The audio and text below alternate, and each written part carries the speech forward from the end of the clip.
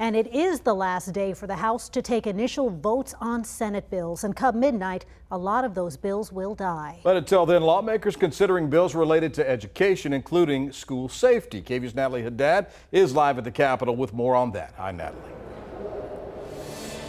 Hi, Brian. Hi, Quita. A different kind of drama in this realm of things all session long. We've had advocates here pushing for school safety, specifically gun reform when it comes to those things. And today the House is going to be considering a bill that is for school hardening, not quite what those advocates were looking for, but it is a step in the right direction, some may say. Senate Bill 11 by State Senator Robert Nichols of Jacksonville. He tells me that this school hardening bill is a direct result of a special Senate committee that was formed in December, right after the Uvalde shooting, of course, and he hopes that this will help just a bit when it comes to school safety. Now, Senate Bill 11 is expected to be debated on the House floor this afternoon. It aims to get the hundreds of Texas school districts without adequate safety protocols already in place to adopt them, such as active shooter drills and plans. The bill also increases the amount of money districts get per student for school safety. The bill would also give the Texas Education Agency, or the TEA,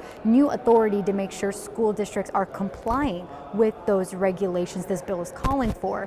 Additionally, Senate Bill 11 would strengthen the state's truancy laws. Now, this is a provision that was included in the bill after state officials found that the gunman in the Uvalde shooting was consistently absent since 6th grade and dropped out of high school. Truancy is often a red flag for school officials that a student might need a school counselor. Now, despite this school hardening effort, gun safety advocates did speak at the Capitol this morning ahead of the House convening to discuss Senate bills. They were critical of state leaders' response to gun violence this session. As a member of the United States Armed Forces, a commitment to protecting the people of this country was and remains a core value. I do not see that commitment, those same values reflected in the modern gun culture. The sadness and apprehension felt this week by so many parents and children is only heightened by lawmakers in action as the legislative session comes to a close.